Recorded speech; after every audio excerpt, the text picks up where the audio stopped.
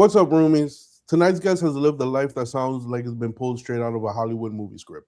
He's a film producer, author, educator, professional wrestling agent, and entertainment historian who spends decades behind the scenes of some of the most biggest personalities and most fascinating stories in wrestling and independent films.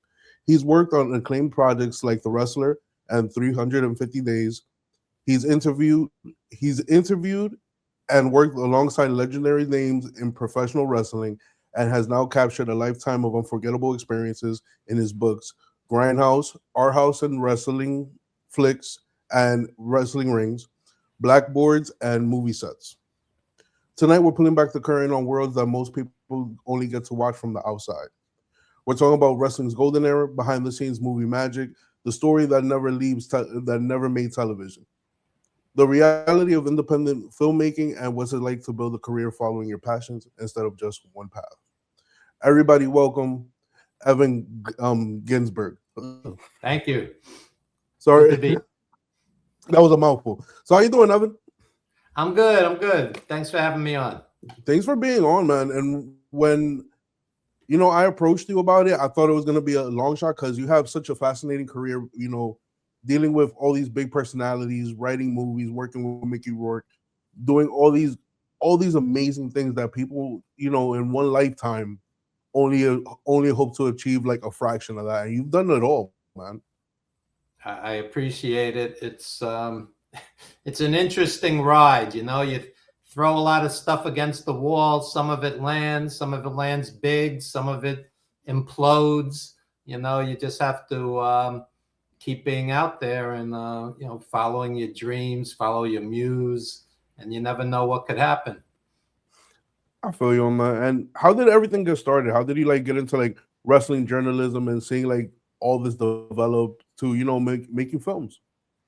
What I learned along the way is one thing always leads to another. As a kid, I loved pro wrestling and eventually started attending and started writing for primitive, wrestling sheets, wrestling zines. We used to call it zines back in the day. Yeah. And from there, I started my own wrestling sheet. It was called Wrestling Then and Now.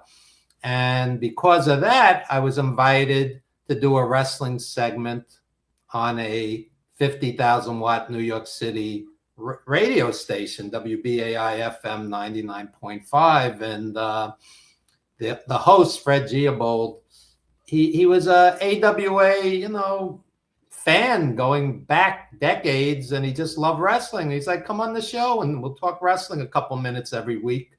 And from that, I started meeting wrestlers, and it was a 50,000 watt station. Wrestlers would come down to the station. We'd be interviewing them, live or on the phone. And from there, Johnny Valiant from the Valiant Brothers, or Johnny V as the next generation of fans would know him with the Dream Team, he said to me, why don't you be my agent? And I said, I've never been an agent.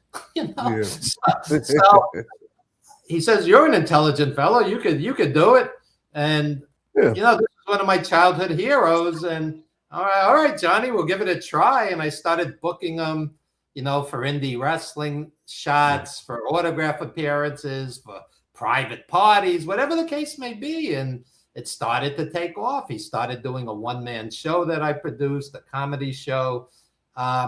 His wrestling career, his big-time WWE, WWF, whatever you want to call it back in the day, it kind of, was behind him. He was in his 40s when we met, and he wanted to make it as a actor and a stand-up comic, which is a whole different world. It's completely different on that. Yeah, so I have Nikolai Volkov and Johnny Valiant at an autograph appearance as an agent, and all of a sudden, a friend of the executive producer of The Wrestler, and people get confused with these titles. Executive producer is the money guy.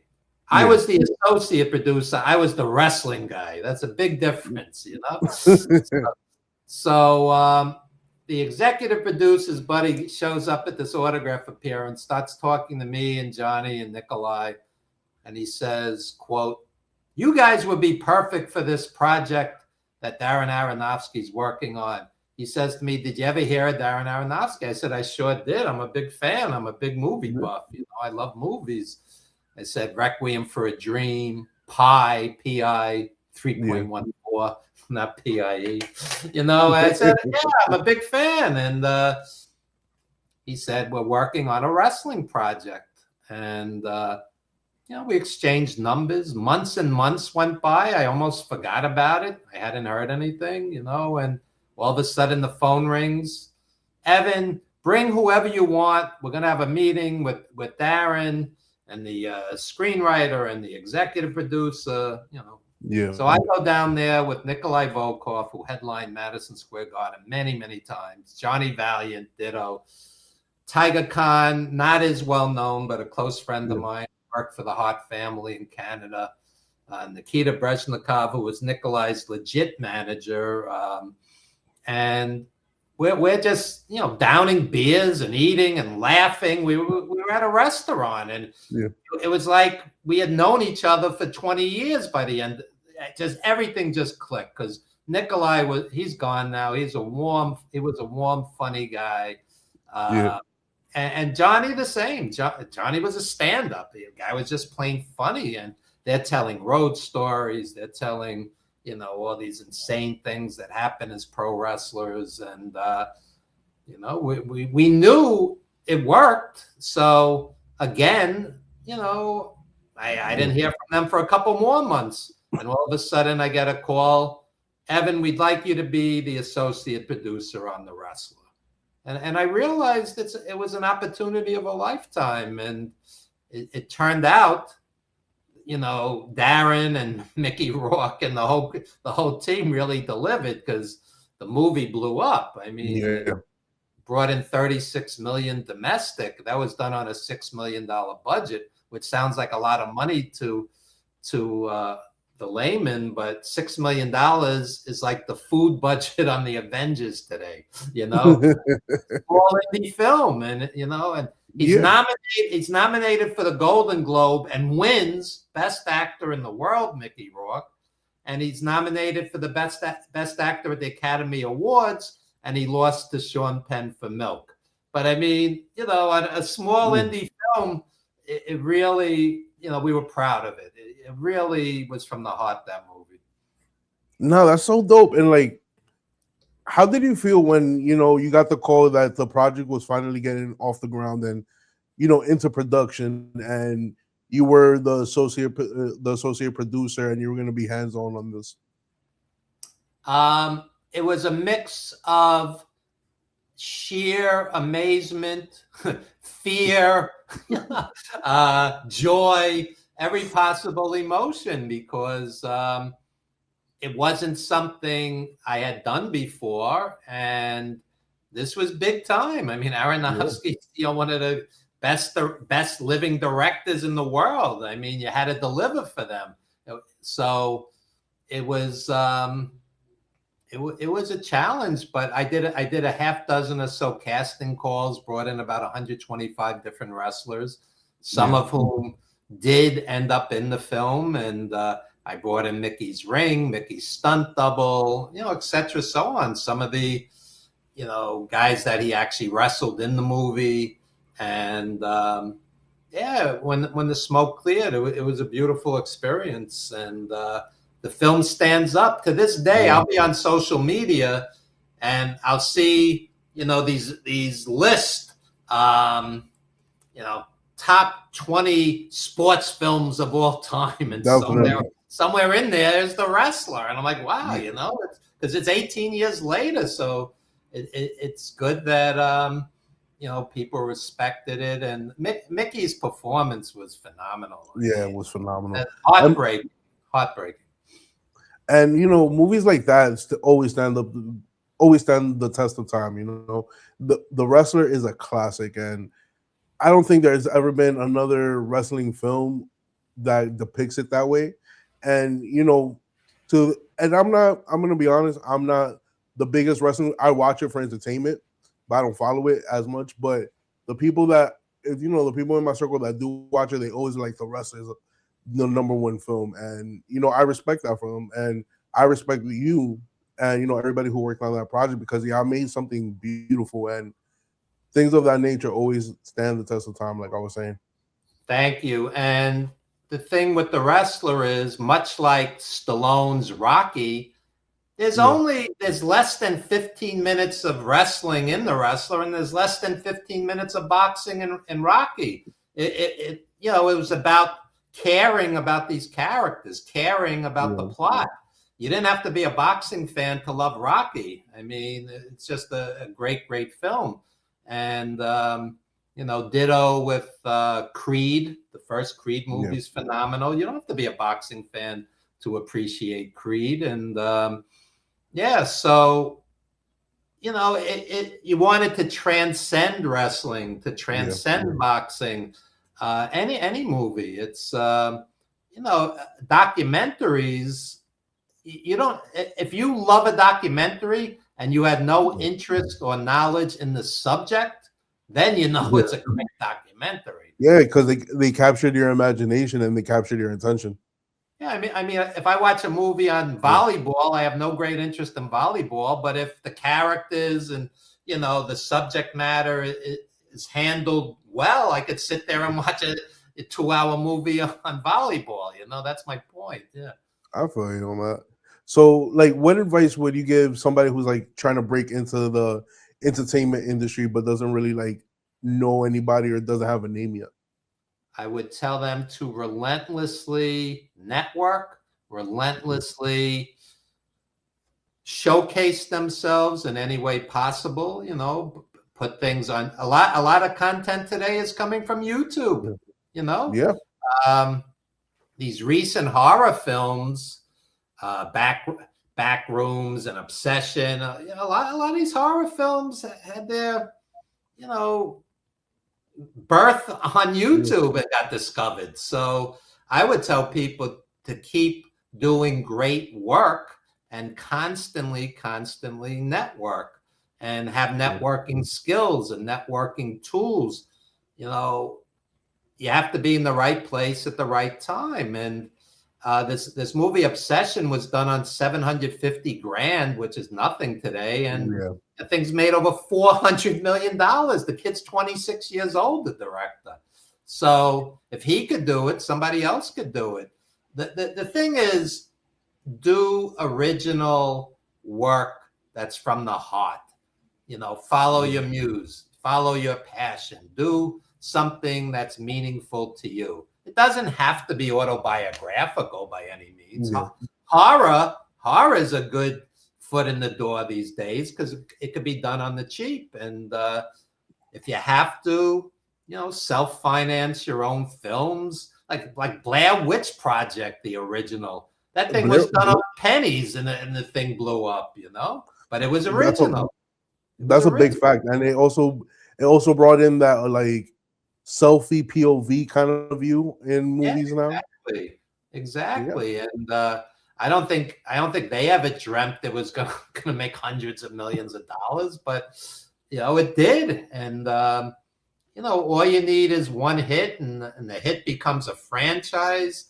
Like this Terrifier series, the guy was a school teacher that did it. But he believed it. Oh yeah. The screenwriter, I forget his name, but yeah. So you got to be in it to win it. Is my point.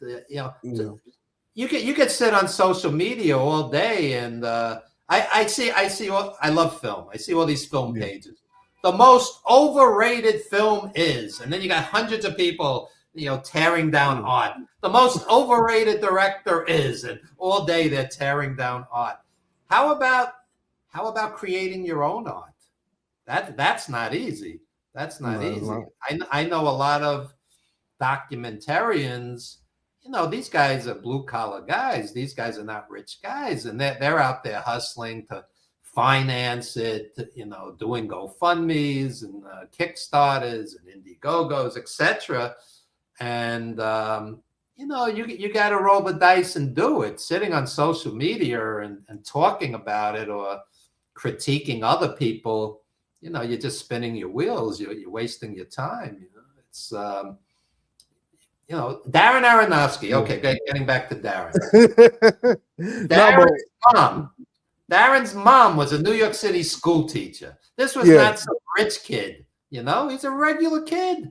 yeah, And he borrowed a small amount of money from every single human being he knew to make his first movie, P.I., yeah, which was about a math genius. It was shot in black and white. That's how little money the guy had.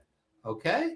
yeah. And, it put him on the map because it was totally different. It was just brilliant. If anybody hasn't seen it, small indie film. And all of a sudden, people were talking about Aronofsky, and it just led to bigger and better things. But if he hadn't gone out and borrowed money from all of these people, and he paid back every single one of them, that's a real American dream, success story. This guy wasn't nepotism, cronyism. He wasn't somebody's son in the business. Yeah. So it's a long-winded answer to your question, but what I'm saying is do great work, put it out there, raise the money, do what you need to do projects you need to do. Don't do a copy of a copy of a copy. You don't need another Friday the 13th, imitator. It's been done. I got you. Back Rooms is different. Back Rooms. Yeah. I mean, that guy took a chance and it worked. It paid off. Now the guy's, everybody knows him, and the guy's going to get work for the rest of his life. So.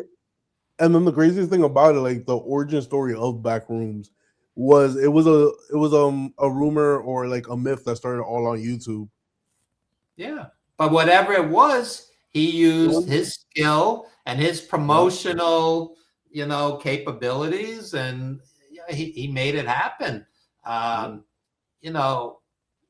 Sitting with your friends and bitching that it's impossible to make it. It's not impossible. It's improbable. It's not easy. It's not easy. I tell people all the time, the movie business, any entertainment, it could be music, film, theater, whatever. 5% are going to make it big. Another 5% will pay the bills, and 90% will never pay the bills. It's a tough business. But knowing that going in,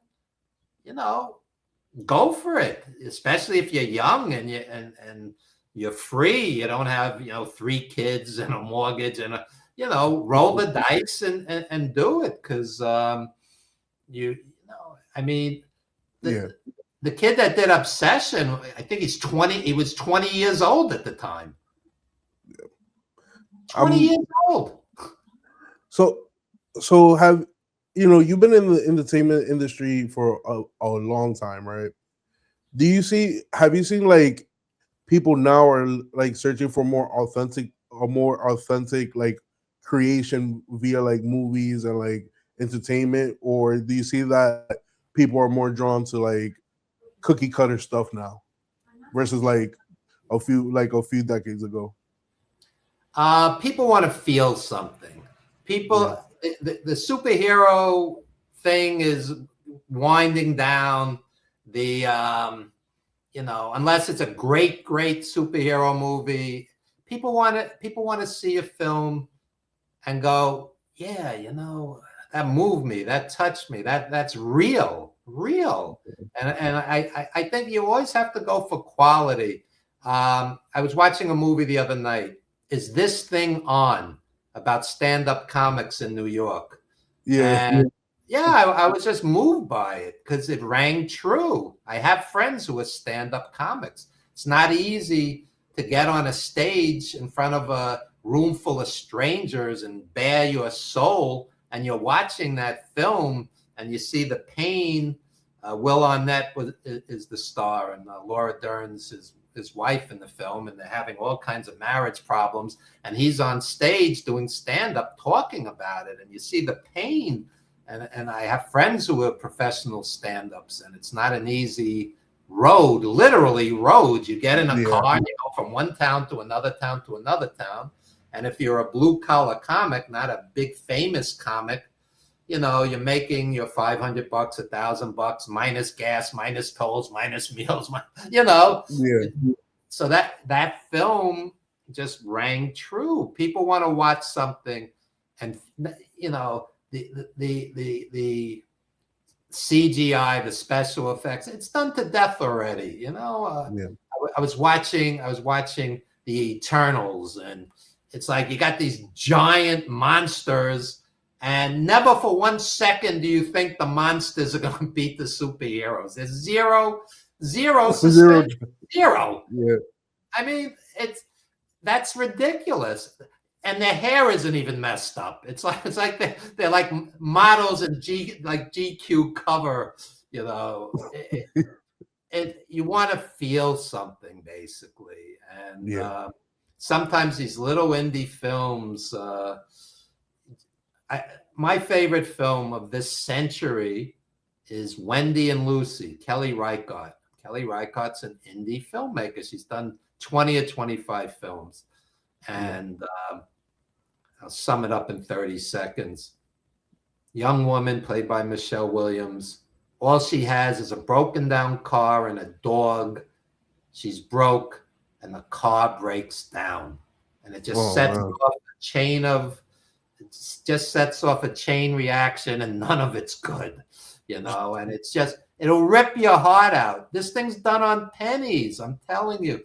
Kelly Reichardt, the director, is brilliant, female director, and you know, she makes one great film after another, but she doesn't get rich from any of them, and she teaches film at a university, and you know, she just creates art. She doesn't create crap. People want to, you know, watch something and say, you know, this moves me. You know, I don't need to see the 80th, you know, superhero prequel, reboot, alternate universe, unless it's great. No, I got you, man. I got you on that. You could always have another great movie. If it's a great superhero, then movie, that's okay.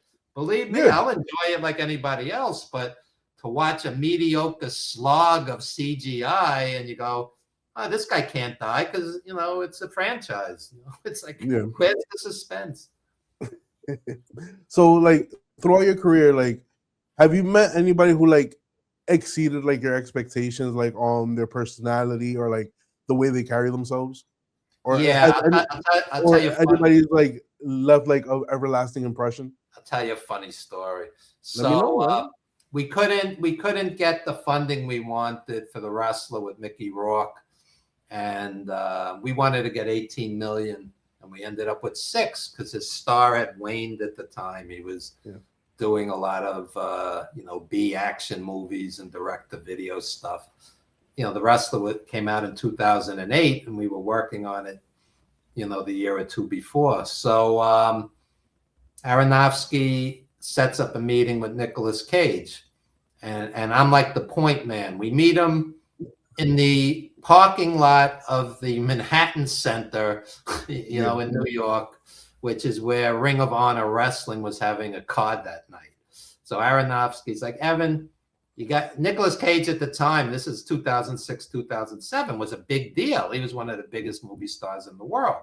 So Aronofsky's like, Evan, you got to get him into the building, you know, before the paparazzi swarm on him or whatever. Just get him backstage.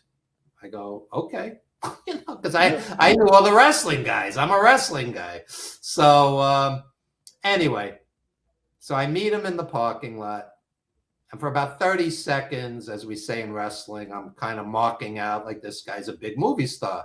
And then I have this strange reaction. I look at him, I go, he's just wearing a pair of jeans and he's just wearing a regular pair of shoes. He's just another living, breathing person like me, you know? And the guy was so down to earth and so warm and so friendly. So I whisk him backstage at the wrestling show. The wrestlers are marking out, these big, tough guys, you know, can I have an autograph? Can I have a picture with you? With Nicolas Cage. And the guy was so obliging. And the funniest part of the night, he's watching the wrestling with me, and he goes, Evan, is this real, like UFC? And I go, no. Yeah, but he didn't even know what he was watching, let alone what he was getting himself into.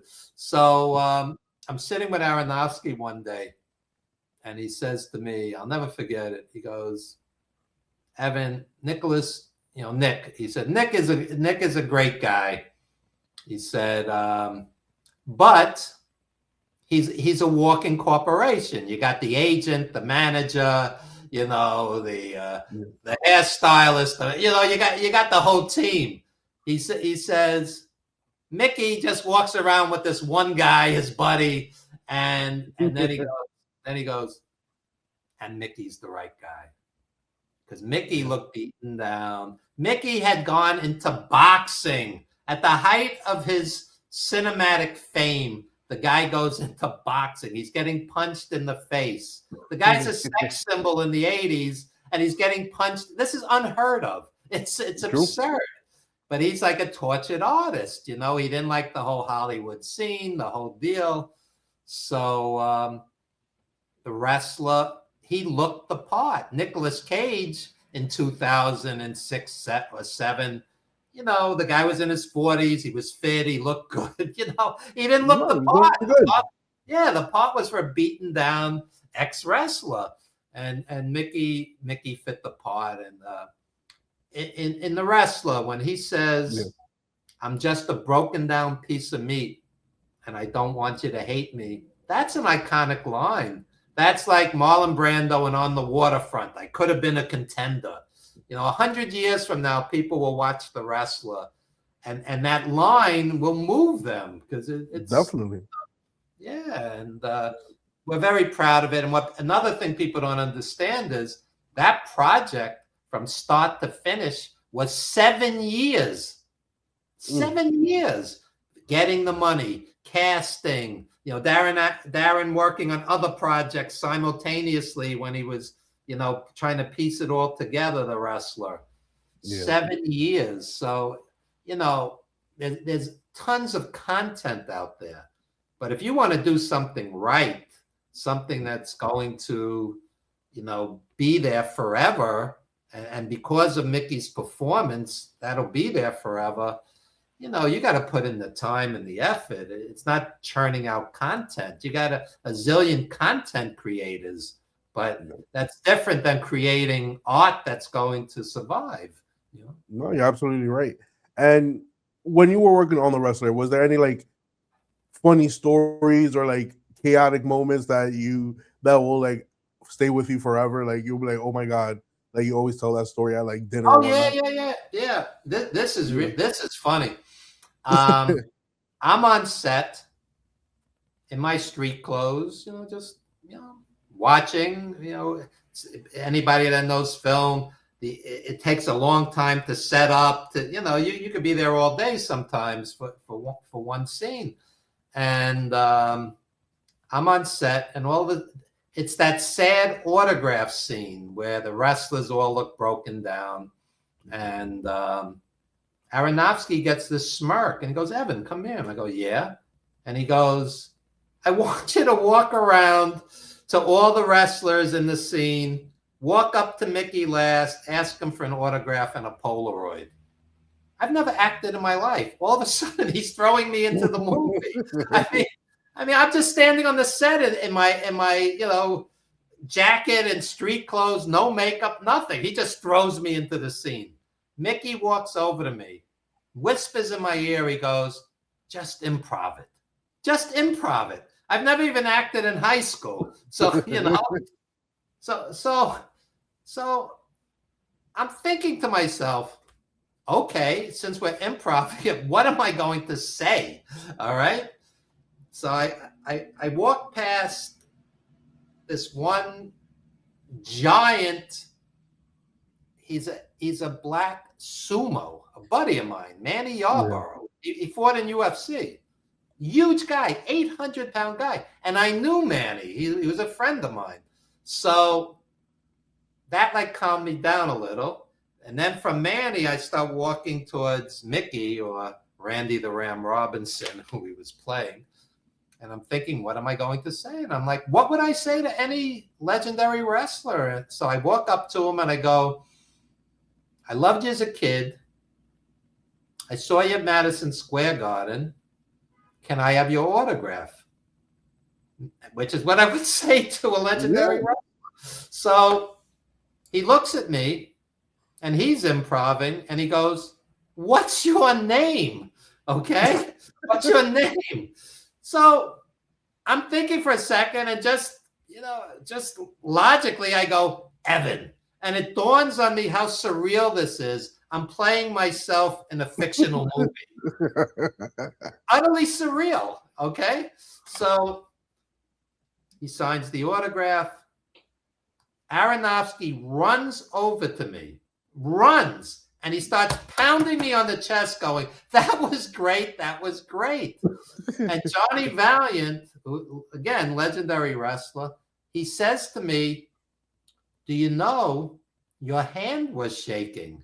I'm acting with a major film star. There's 125 people in the room, giant cameras in my face. I had no idea my hand was shaking, but it worked because it's like a starstruck fan meeting his childhood hero. You know, it just worked. If you watch the trailer for The Wrestler, that's in it with 5 million views. Nice.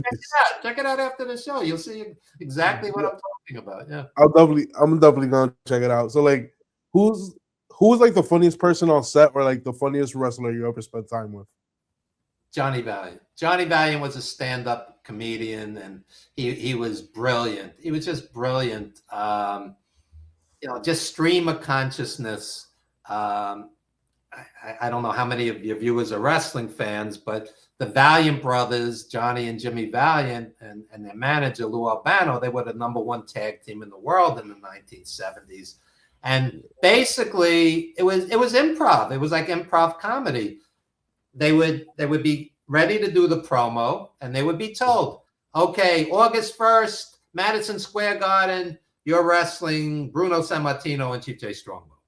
And then they would just improv, and it was funny. They're riffing off of each other like stand-up comedians. I mean, the three of them, it was like performance art. And Roddy Piper was very funny. People know Piper from the movies. Yeah.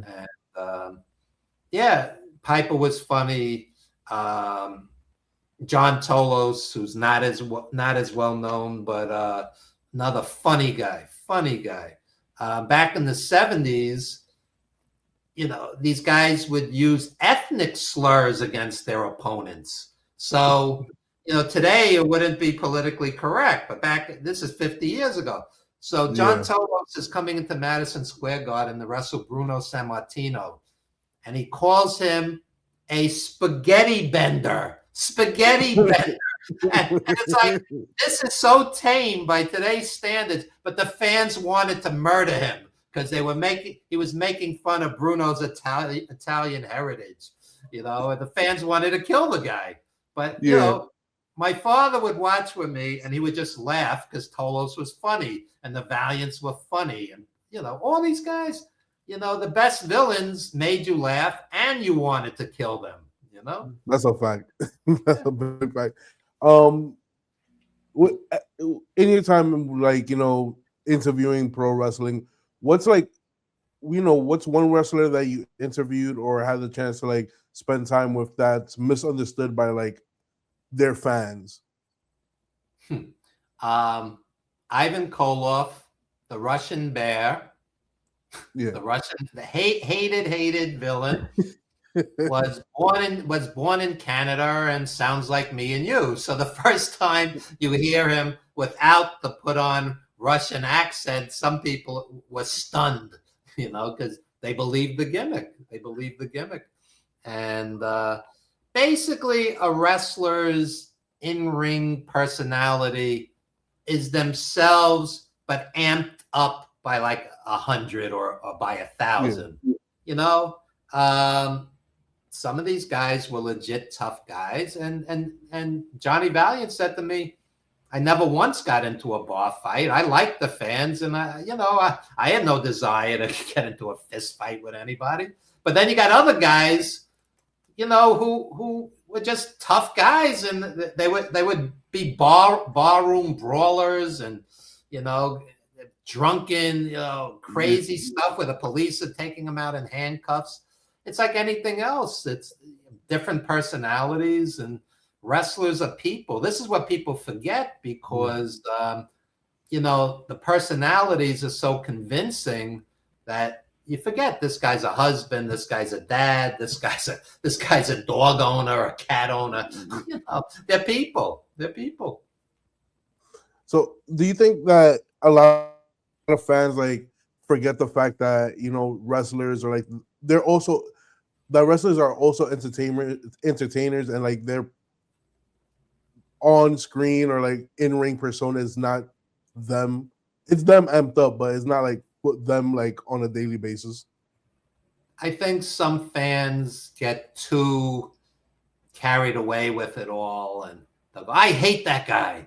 And I go, it's just a show. It's just wrestling. What, you don't hate an actor because he does a role you don't like. I mean, I think some people, the average person, Vince McMahon, the promoter, himself admitted it's a work publicly. He said, because at the time they were paying a 5% fee at the arenas as a sporting event.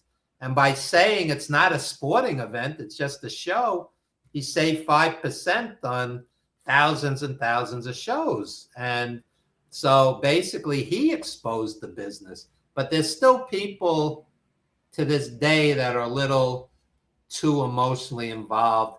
Every once in a blue moon, not as often as back when I was a kid, some idiot will run into the ring and attack a wrestler and get stomped.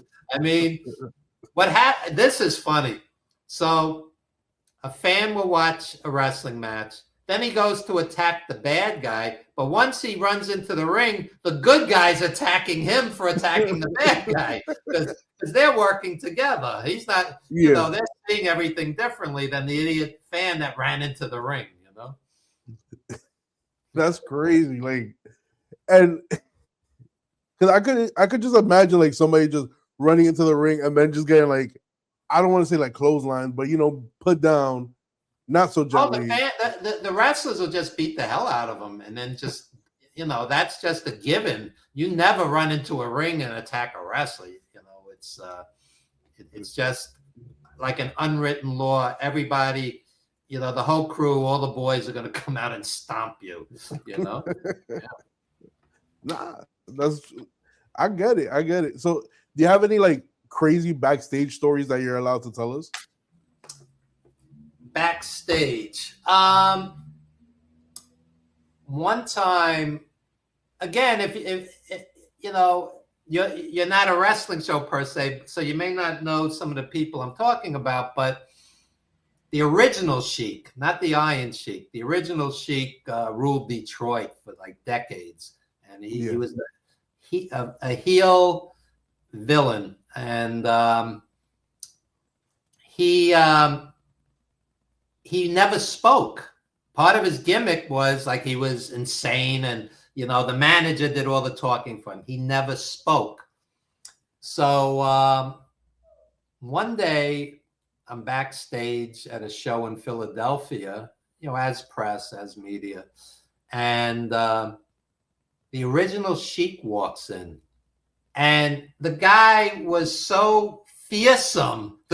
His whole head was like totally carved up, because in wrestling, you take a razor blade and you nick yourself, and the blood just starts pouring, because the adrenaline is flowing. So so the guy just looked fierce. Like his entire head looked like it was carved with a carving knife, and he's a big, massive guy.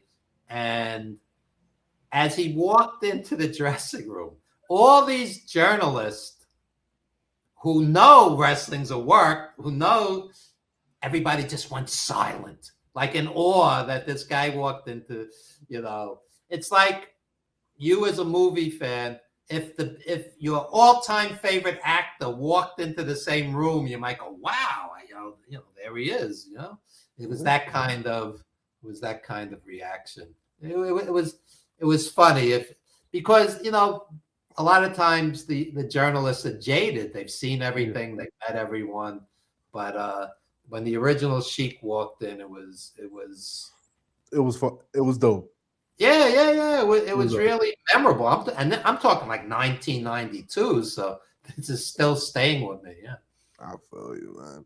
So your journey is crazy because not only have you been around so many amazing people and worked on so many different, I would say, mediums of entertainment, because you did journalism, you associate produced a movie, and you wrote books. So it's like, how can I say it? What tips would you have would you give somebody knowing that you've done so much and another person may want to like do the same thing, like explore different mediums and expand themselves out of not in just one lane but in multiple? The best advice I could give anybody is look at a prime Richard Pryor, for example. Not Richard Pryor, the actor, Richard Pryor, the stand-up at his peak. And the guy would eviscerate himself. He would just pour his guts out about the pain that he went through, the hardships in his life. And I would tell anybody that wants to write a screenplay, write a book, do anything. It has to be from the heart, You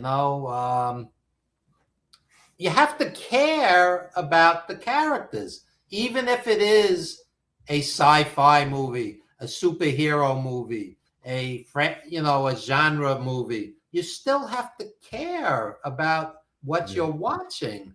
So I love horror, but many, many horror movies, the victims are just nameless, even faceless. They're in the dark somewhere and, the splashes behind them or whatnot. Yeah. And it's hard to get that emotionally invested. But recently there was a movie called Passenger. Good movie, Passenger. Yeah. There's a demon in the car, and he's trying to kill the drivers. That's they call it Hollywood high concept. Can you explain a movie in 10 words or less? That's the movie. There's a demon in a car. Okay. Now, why did that movie work? Because it's a young couple, and throughout the movie, you get to know them, and you care about them, and you want them to survive. It's not one of 18 victims, like in some franchise. Terrifier at some point is going to play itself out because basically, the guy just kills everybody and then he comes back in the next movie. So the novelty is kind of worn off at this point. It's so you have to say, I really care about this person and I want him or her to survive. I want them to survive. What's that? A Quiet Place? Is that the name of it? With the giant insects, and they have to be quiet though. Yeah. No, wait. Is it A Quiet Place? I forget. With Sandra Bullock? No. There were two movies. I'm 103 years old. I'm forgetting the title. These giant bugs will kill you if they hear you. I know the movie you're talking about, but I don't know if it's from A Quiet Place or not. Is it? Anyway. Yeah. Why do those movies work? Because throughout the movie, you're following these characters that you care about and you want them to survive.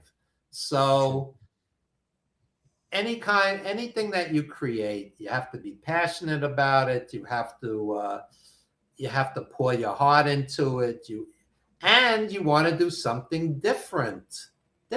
You want to do something great, not just another movie that looks and sounds like 1,000 movies that came before it. That's basically. So, as long as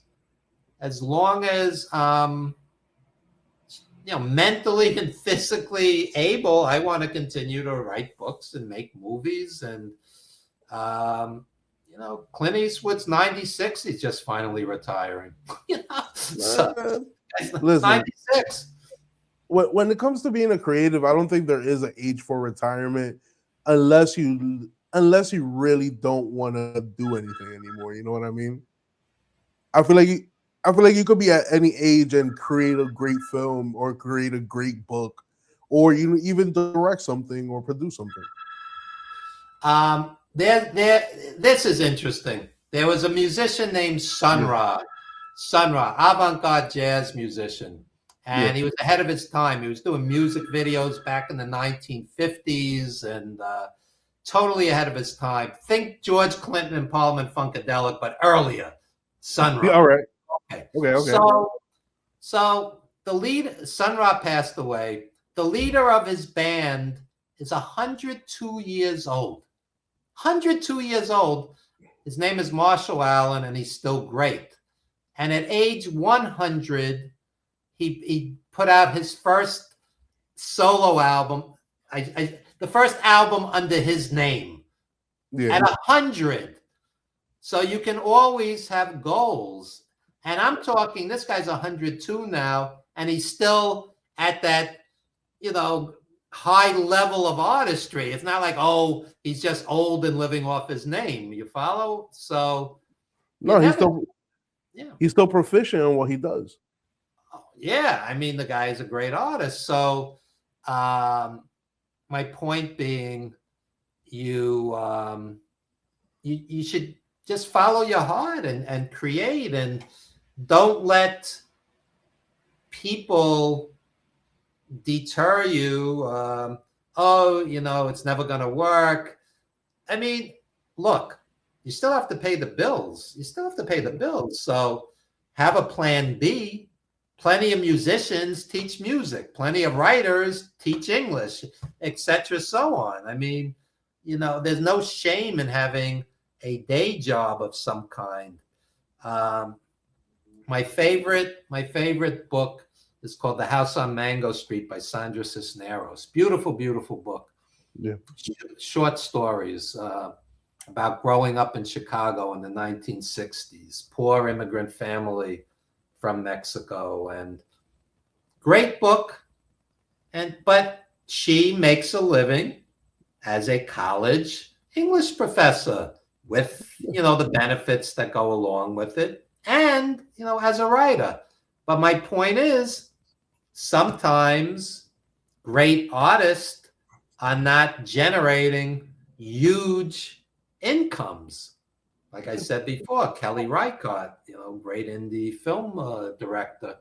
So, juggle. It's you can, yeah.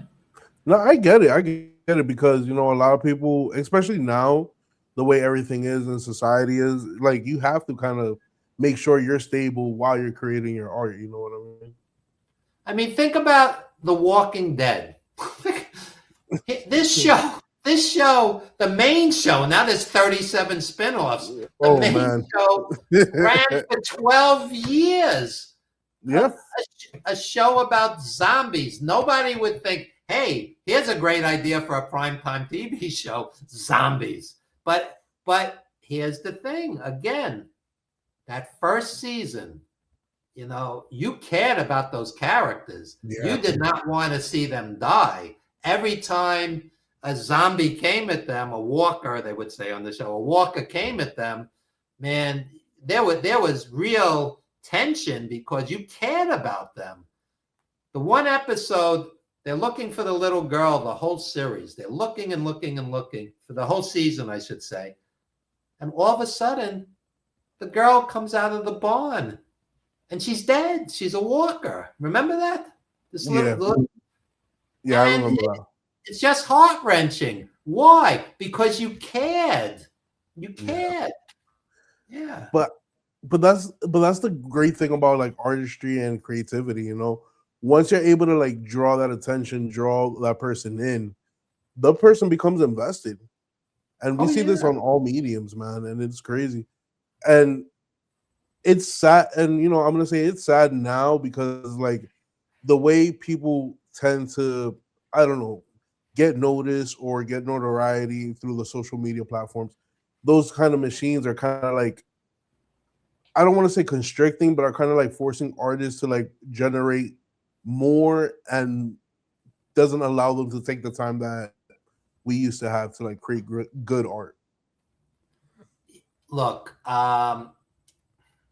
there's a zillion content creators, you know, but you don't. You got a guy with a 6-pack of abs, or you got a hot woman with the cleavage. You know what happens when they hit 35? It's over. It's done. True. Create art. You know, don't create content. You know, create art. Or create content that is art. You know, I mean, it's a choice. It's a choice. People don't realize, you know, you write a book and you're spending hour after hour agonizing over every word. And, you know, if you're going to go to that kind of trouble, do something that's meaningful. Really. I mean, and do something that's great. Do something that's different. Do something that's going to move people. What means a lot to me is I'll have people say, your book, meaning my book, your book, inspired them to write their book, because, you know, it's like somebody put in the time, put in the hours, and, you know, and there it is. It exists, and it exists forever, whether it's online or libraries or whatever the case.